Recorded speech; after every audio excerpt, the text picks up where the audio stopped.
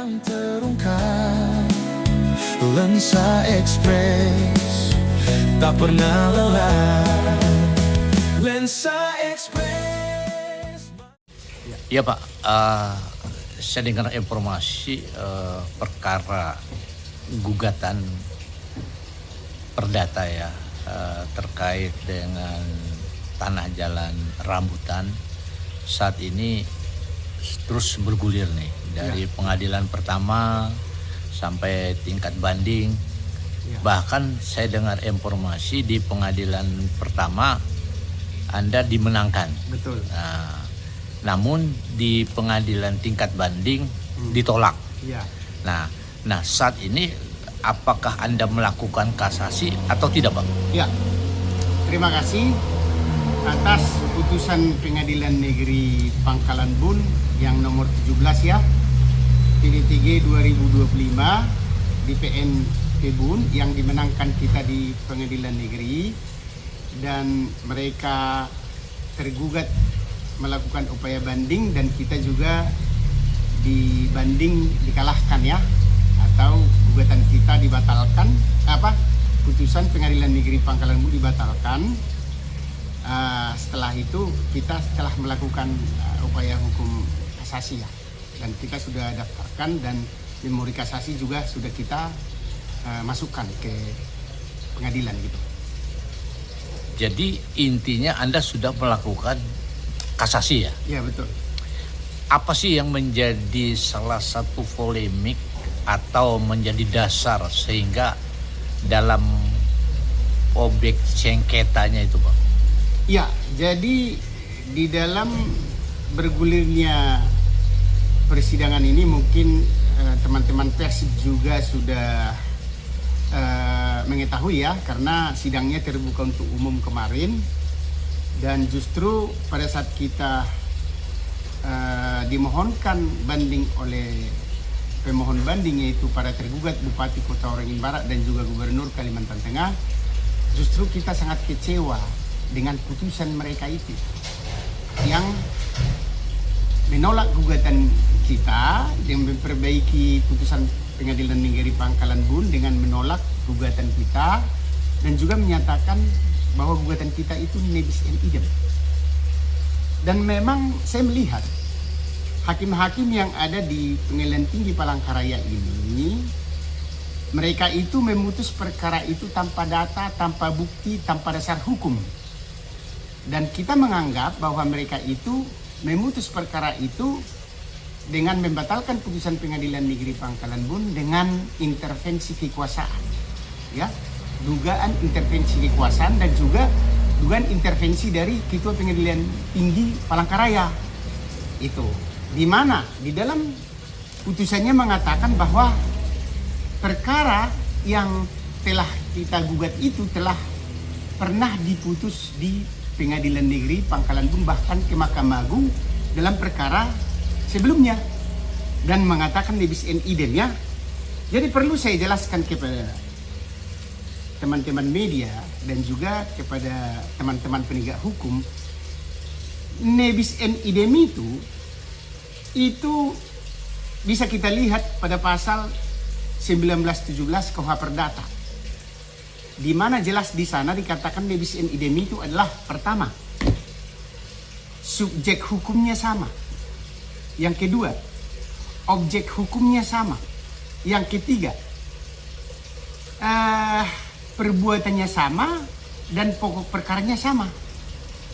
Padahal di dalam gugatan ini, gugatan kita yang nomor 17 ini, satu-satu saya akan jelaskan ya, bahwa apa yang dikatakan oleh Hakim Pengadilan Tinggi Palangkaraya yang memutus perkara ini, yang mengatakan nebis in idem, itu adalah mengarang cerita dan merupakan satu penyelundupan hukum, di mana subjek hukum, ya, objek hukum, kita berbicara objek gugatan dulu. Objek gugatan pada perkara perdata sekarang itu, yaitu nomor 17 itu PD3 2025, itu objek gugatannya adalah adanya SK fotokopi SK Gubernur bodong. Itulah objek gugatan kita, yang merupakan perbuatan melawan hukum yang dilakukan oleh Bupati Kota Waringin Barat yang telah membatalkan ataupun telah menghambat penerbitan sertifikat daripada tanah milik klien kita, di mana tanah milik klien kita itu almarhum Rata Ruswanda dan ahli waris telah melakukan permohonan penerbitan sertifikat ke BPN terhadap tanahnya dengan menggunakan SKT surat adat yang asli loh, ini surat adat yang diperolehnya surat adat itu dari kepala desa sebelumnya, di mana tanah itu dibeli dari kerajaan, keluarga kerajaan. Itu yang dasar istilahnya klien kita untuk mengajukan permohonan penerbitan sertifikat.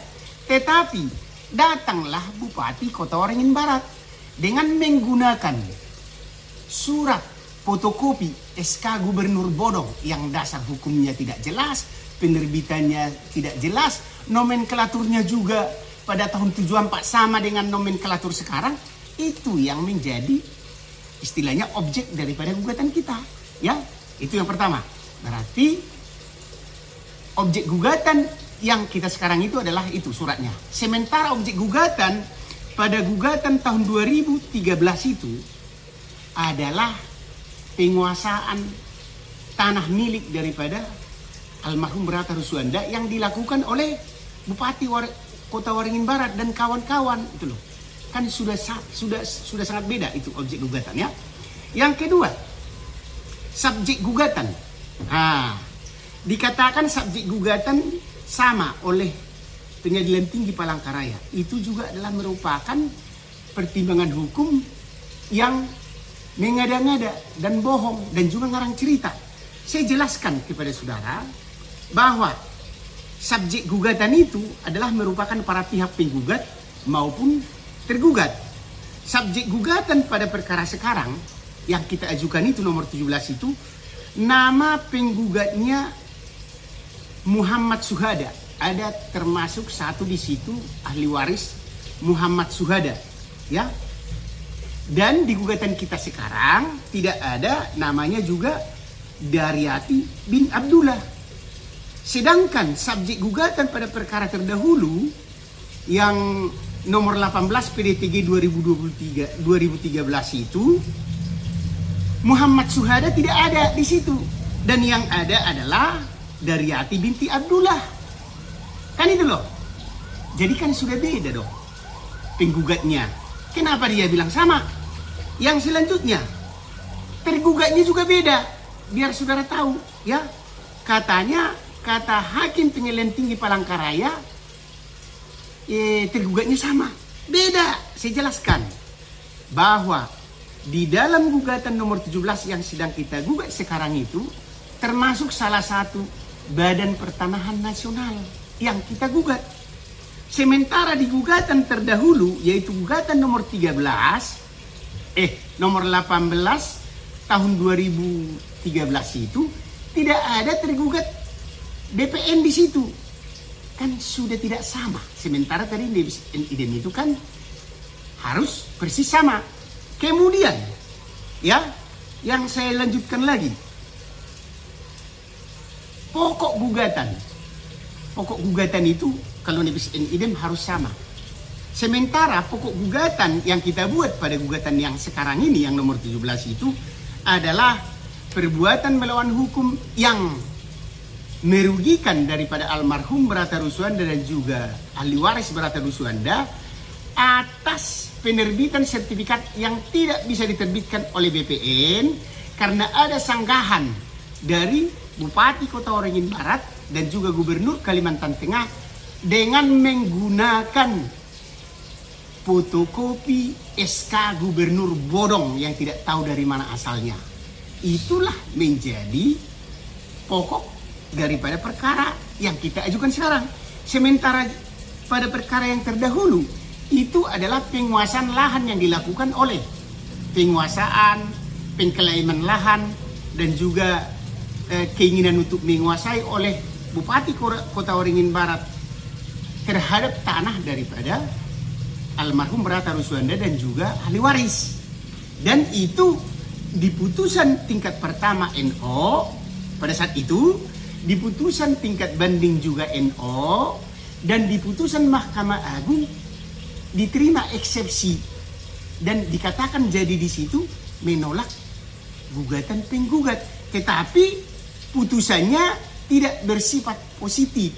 Apa itu putusan yang bersifat positif? Putusan yang bersifat positif adalah salah satu putusan yang mempunyai kejelasan terhadap objek daripada yang diperkarakan, mempunyai kekuatan eksekutorial, dan disebutkan di situ itu milik siapa. Tapi di dalam putusan Mahkamah Agung yang terakhir tidak ada disebutkan itu, dan kita anggap itu merupakan satu putusan yang negatif dan belum positif, sehingga tidak ada dasar hukum yang mengatur bahwa putusan negatif itu tidak boleh dibuat ulang, gitu loh.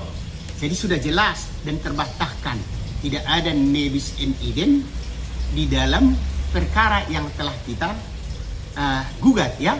Jadi keputusan yang dibuat oleh Pengadilan Tinggi Palangkaraya itu adalah murni hanya untuk menyenangkan atau karena intervensi daripada kekuasaan baik gubernur maupun Bupati Kota Waringin Barat, di mana informasi yang kami dengar bahwa Ketua Pengadilan Tinggi Palangkaraya selalu bersama-sama dengan gubernur, dan kita dengar juga informasi bahwa mereka sering membahas perkara ini. Ya, itu sudah salah. Makanya kita nanti akan buat laporan ke Komisi Judisial supaya Ketua Pengadilan Tinggi Palangkaraya diperiksa, ya, karena kita duga keras dan kuat bahwa dia mengintervensi putusan ini atas pesanan penguasa atau menjanjikan sesuatu. Yang kedua, bahwa kita juga akan melaporkan ketiga hakim yang mengadili perkara ini supaya ada efek jerah dan tidak memperbeningkan hukum, dan supaya tidak takut kepada kekuasaan terhadap hakim-hakim lain nanti yang akan memutus perkara-perkara yang serupa. Kira-kira itulah yang perlu saya sampaikan. Dan satu lagi, ada juga yang dibuat oleh Pengadilan Tinggi Palangkaraya di dalam pertimbangan hukumnya itu, bahwa katanya ini sudah kadaluarsa karena tidak pernah istilahnya dikatakan di situ dikuasai selama 35 tahun. Gitu loh. Sementara di dalam fakta persidangan, ya, bahwa tanah itu terus dikuasai terus-menerus oleh almarhum Rata Rusuanda dan juga ahli waris. Sampai sekarang juga ada tanah itu disewa kok. Disewakan, dan di tanah itu sekarang ada masih kolam, ada rumah. Berarti mereka ini mengarang cerita yang tidak benar dan berita bohong hanya untuk memenangkan orang-orang yang punya kuasa. Jadi kita akan betul-betul kawal ini sampai ke Mahkamah Agung, dan kita juga akan bersurat ke Mahkamah Agung dan juga ke Komisi Judisial, begitu. Oke.